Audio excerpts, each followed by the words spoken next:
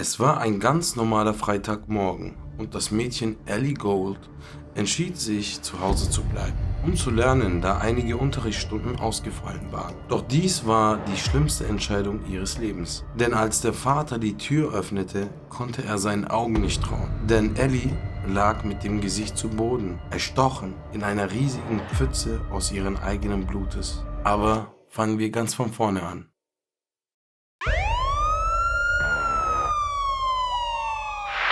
Unit Scope 148 North St. Andrews, Fowler heard Nancy.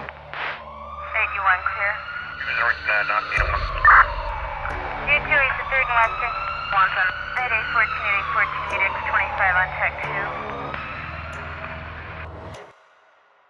In das Leben anderer zu schauen, kann perfekt aussehen. Doch im Jahre 2019 hatte ein Mörder eine gesamte Gemeinschaft auseinandergerissen. Das Leben ist zerbrechlich und es braucht eine Person, die alles auf den Kopf stellen kann. Denn man weiß nie, was hinter geschlossenen Türen vor sich geht. Ich nehme euch mit in die Geschichte von Ellie Gold.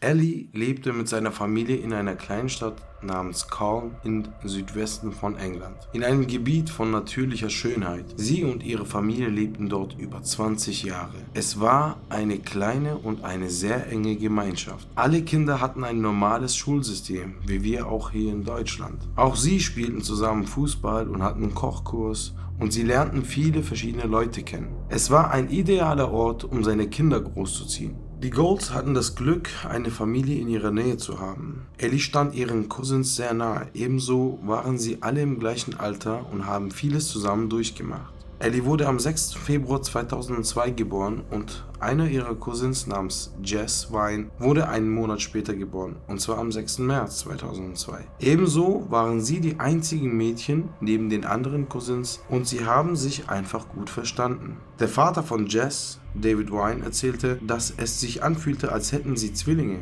in der Familie. Als Ellie aufwuchs, hatte sie eine Leidenschaft für das Reiten. Die Mutter von Ellie, Carol Gold, erzählte, dass sie froh darüber ist, all diese Jahre zusammen mit ihr verbracht zu haben. Als Ellie in die 6. Klasse der Harden-Honish School in Kippenham kam, fand sie schnell neue Freunde. Zwei ihrer besten Freundinnen waren Harriet Adams und Tilda Offen. Als das Schuljahr immer mehr Fortschritte machte, fanden sie nach der Zeit immer mehr Freunde, also schlossen sich mehr Jungs an die Gruppe an. Ellie war ein normales, glückliches, sorgloses Mädchen, die ihr Leben in vollen Zügen lebte. Doch im Januar 2019 hatte sie eine Neuigkeit, was unvermeidlich ist, aber auch etwas, worüber man sich Sorgen machen sollte. Eines Tages nach der Schule erzählte Ellie zu ihrer Mutter, dass ein Junge sie zu einem Date eingeladen hatte. Ellies Mutter stellte natürlich ein paar Fragen über ihn. Sie fühlte sich wirklich wohl bei der Sache. Doch wer war genau dieser Junge? War es wirklich die ideale Person, die Ellie in ihrem Leben einbinden sollte? Oder war es der Junge, der alles auf den Kopf stellen sollte? Tom Griffiths war ein talentierter Sportsjunge. Er ging jahrelang mit Ellie und ihren Freunden gemeinsam in die Schule. Doch es dauerte nicht lang, bis sich die Prioritäten für Ellie veränderten und ihr Freund Tom wurde zu einem weniger wichtigeren Teil ihres Lebens. Einige Zeit später bemerkten ihre Freundinnen ebenso, dass sie keine Freunde mehr brauchte oder wollte. Sie entschied sich, dass eigentliche Freunde und Bildung viel wichtiger wären als eine Person in ihrem Leben. Also bindete sie ihre alten Freunde in ihrem Leben immer mehr ein. Nachdem sie ihre Beziehung mit Tom beendet hatte, fühle sie eine Art von Freiheit. Doch der 3. Mai 2019 war ein Tag, den niemand vergessen wird. Dies war der letzte Tag für Ellie Gold. Es war ein ganz normaler Freitagmorgen. Ihre Mutter ging ihrer täglichen Routine nach und ging zur Arbeit. Ellie erzählte, dass einige Unterrichtsstunden ausfallen würden und beschloss, zu Hause zu bleiben, um zu lernen. Gegen 12 Uhr kam ihre Freundin Ellie Walling, um sie abzuholen und sie zur Schule zu fahren, da sie beide das Fach Geschichte hatten. Es gibt viele Dinge, die man als Eltern fürchten sollte, aber die Nachricht, die Ellies Mutter an einem Freitagnachmittag von ihrem Ehemann bekam, war ihr schlimmster Albtraum.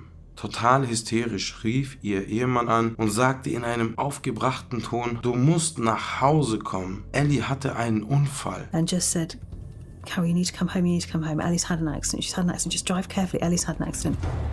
Am 3. Mai 2019 hatte Matthew, der Vater von der 17-jährigen Ellie, die Nummer 999 gewählt. Doch das, was ihm zu Hause begegnete, konnte er seinen Augen nicht glauben. Ellie wurde mit dem Gesicht zu Boden mit einer großen Menge Blut aufgefunden. Doch ein paar Stunden später, als die Mutter auch ankam, schmunzelte der Ehemann und sagte, dass Ellie gestorben sei. Alle standen fassungslos da. Die Art der Verletzung war so, dass selbst ein erfahrener Chirurg Schwierigkeiten hätte, sie zu retten. Die Mutter von Ellie erzählte dem Polizisten, dass Ellie ein freundliches und ein beliebtes Mädchen war. Schnell kam Detektiv Jim Taylor, der für den Fall verantwortlich war, da es sich hierbei vermutlich um einen Mord handelte. Doch Ellies verzweifelte Eltern glaubten, dass der tragische Tod ihrer Tochter ein Missgeschick sei. Ein Nachbar erzählte der Polizei, dass sie eine fremde Person am selben Tag an der Adresse einen Anruf tätigen sahen. Und obwohl sie ihr Gesicht nicht gesehen haben, hatten sie eine Beschreibung zu der Person. Es war eine männliche, schlanke Person. Doch eine Frage, die immer noch offen blieb, war, wie kann es ein Mordfall gewesen sein? Ellie war ein freundliches Mädchen, die von jedem gemocht wurde. Sie hatte keine Feinde. Also wer um alles in der Welt könnte dies ihr antun? Und schon begann die Jagd nach dem mysteriösen Besucher. Das war der einzigste Hinweis, dass es eventuell ein Mord sein könnte. Zuerst wurde nicht so viel von der Polizei ausgegeben, aber nachdem immer mehr Leute von diesem Fall erfahren haben, war die erste verdächtigte Person ihr Freund Tom. Detektiv Jim Taylor und sein Team kontaktierten sofort Ellies Freunde, um so viele Informationen über Tom und Ellie herauszufinden wie nur möglich. Eine ihrer Freundinnen namens Ellie Welling machte einen Screenshot von den Nachrichten, die Tom Ellie Welling schickte, und zeigte dies anschließend der Polizei. Zufällig schaute sie bei Snap Maps nach, wo sich Tom gerade aufhielt, und sie sah, dass er sich immer noch in der Gegend von Ellies Haus aufhält. Sehr sus. Detektiv Jim Taylor wusste, dass sie Tom sehr schnell finden müssen, um einen Bericht zu seinem Aufenthalt für den Todestag von Ellie zu bekommen. Als die Beamten ihn einholten, zeigte er einige Verletzungen an seinem Hals, was relativ frisch aussah. Da die Beschreibung von Nachbarn zu Tom gepasst hatte, wurde er vorläufig festgenommen.